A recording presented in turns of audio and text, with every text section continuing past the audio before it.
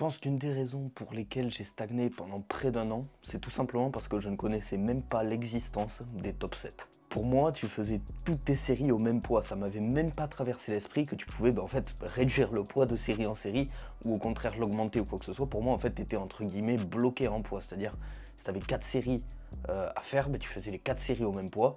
et il n'y avait pas de je descends ou je monte ou quoi que ce soit, ça m'avait même pas traversé l'esprit. Aujourd'hui, je vais t'expliquer ce que c'est que des top 7 et on va voir est-ce que c'est intéressant ou non à intégrer dans ton entraînement. Déjà, qu'est-ce que c'est qu'un top 7? Donc pour faire simple, un top 7, c'est une série qui va être plus lourde que les autres et généralement s'accompagner de ce qu'on appelle des back-off, donc des séries au contraire plus légères que le top 7. Pour te donner un exemple, ça peut faire par exemple 1x3 à 180 kg, donc ça ce serait ton top 7, suivi de 3x3 à 160 kg et ça ce serait des back-off, donc des séries plus légères que le top 7. L'intérêt du top 7, c'est tout simplement que tu vas pouvoir toucher à des charges auxquelles tu n'aurais jamais touché si tu te limiterais sur 3 séries. Donc par exemple, si tu fais par exemple un 3x3 à 160 kg, imaginons que 3x3 160 kg c'est un RPE 10 pour toi, peut-être que 1x3 tu vas pouvoir le faire à 170 et en fait quoi qu'il arrive, tu n'arriverais jamais entre guillemets à sortir tes 170 kg puisque tu es un RPE 10 sur tes 3 séries.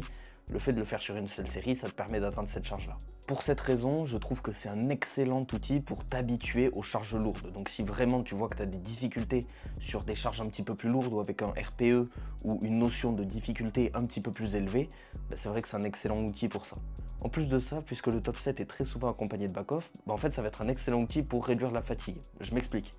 Au lieu de faire un 3x3 où ta première série elle est extrêmement dure, la deuxième elle est quasi impossible, la troisième c'est une chance sur deux que tu la réussisses, en fait tu vas pouvoir te permettre de mettre 100% d'énergie dans ta première série et ensuite tu vas pouvoir descendre et te permettre d'avoir une intensité beaucoup plus faible où tu vas davantage travailler sur ta technique. Ça déjà pour moi c'est quelque chose qui est exceptionnel parce que ça te permet en fait vraiment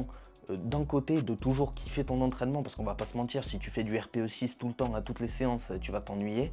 Mais derrière, en fait, ça te permet de pas forcément trop te cramer à te dire je dois bourriner sur 4, 5, 6 séries à la fin de la séance, t'es HS, tu peux plus bouger de la journée ou quoi que ce soit. En fait, là, ça te permet au contraire d'envoyer 100% sur une série. Derrière, tu back off, t'as ton travail un petit peu plus technique et même en termes de focus, je trouve que c'est beaucoup plus intéressant de se dire ok, là j'y vais, je vais à la salle, je vais m'entraîner, je vais me bourriner sur une série et ensuite je fais du travail un petit peu plus flex. Quoi qu'il arrive, je sais que ça passera, mais c'est vraiment de la pratique technique on va dire, plutôt que de te dire j'ai 4 séries à 200% à faire, ça va être méga dur et tu commences à procrastiner et tout, même si tu as envie d'aller à la salle, ça va être super compliqué de t'y mettre, de te déterre et tout. Personnellement ça a très bien fonctionné pour moi en tout cas. Maintenant, est-ce que je pense que les top 7 sont essentiels pour prendre en force et que tu n'as pas le choix de les utiliser? Absolument pas. Déjà, ça convient pas à tout le monde, tout simplement parce qu'il y a des gens qui n'arrivent pas à se raisonner et qui partent du principe qu'un top 7 c'est un RPE 10 automatiquement. Ok, donc oui, effectivement, c'est une intensité supérieure du coup à tes back-off, mais c'est pas pour autant que tu dois faire une intensité maximale, les RPE 10 te cogner la tête dans les murs à chaque série. En fait, il faut arriver un petit peu à te raisonner et il faut être plus ou moins cohérent dans tes choix de barre. Parce que malheureusement, même si c'est que une série, en fait si tu te retrouves RPE 10 à toutes tes séances, en fait t'as pas de marge de progression et donc tu vas pas arriver à progresser tout simplement parce que au lieu de laisser par exemple, je sais pas, une rep en réserve ou quelques kilos sur une barre ou quoi que ce soit, en fait tu vas aller à 100% tout le temps et donc à partir du moment où tu es à 100%, comment est-ce que tu veux arriver à 105%? Ça marche pas, tu vois, c'est 100%, le principe c'est que c'est 100%, tu vois. Donc c'est pour ça que personnellement je ne vais jamais à RPE 10, je ne programme quasiment jamais de RPE 10, tout simplement parce qu'en fait si tu n'as plus de marge de progression, tu progresses plus, c'est aussi simple que ça. Maintenant le top 7 c'est pas un outil magique et qui va te permettre de plus 40 sur ton total en 6 semaines ou je sais pas quoi, non, ok, c'est un outil parmi tant d'autres, il y en a beaucoup, et il faut comprendre que ça se prête pas à tous les objectifs, tout simplement parce que par exemple si j'ai pour objectif de monter la capacité de travail d'un athlète, généralement je vais pas lui faire un top 7. Si je mets par exemple un 4x8 sur du squat, je pense que c'est plus intéressant justement de mettre un 4x8 plutôt que un top 7 de 8 reps et ensuite 3 séries de 8. Si l'objectif c'est vraiment d'augmenter la capacité de travail, je pense que c'est plus intéressant de faire 4 séries à une charge un tout petit peu moindre et d'augmenter les 4 séries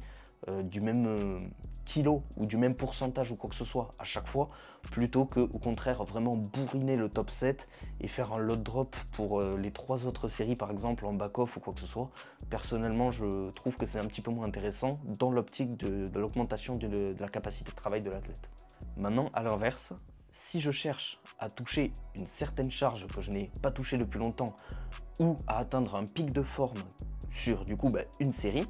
effectivement le top 7 va complètement s'y prêter parce que c'est vraiment l'objectif, c'est aller chercher le plus gros niveau de performance entre guillemets sur une série de temps de répétition. Globalement, c'est à peu près ça l'idée. Tu l'auras compris, je penche davantage pour l'utilisation du top 7 plutôt que contre, mais encore une fois, c'est pas 100% des cas et c'est pas systématique. C'est possible de programmer sans, c'est possible de programmer avec, faut juste savoir l'utiliser, c'est comme n'importe quel autre outil. Si tu ne me connais pas encore, je m'appelle Guillaume, je suis coach spécialisé en force athlétique et ce que je te propose aujourd'hui, c'est une toute nouvelle offre de coaching 100% personnalisée avec une communication assurée sous 24 heures maximum, une analyse technique approfondie à la fin de chaque séance, ainsi qu'un tracking de données visant à améliorer ta récupération sur le long terme. Grâce à ce suivi, je peux te garantir au minimum une augmentation de 20 kg sur ton total en 6 semaines. Si tu veux davantage d'informations concernant le suivi, je t'invite à réserver un appel avec moi en cliquant sur le lien dans la description. C'est entièrement gratuit et ça ne t'engage à rien. Sur ce, je te dis à la prochaine pour une nouvelle vidéo.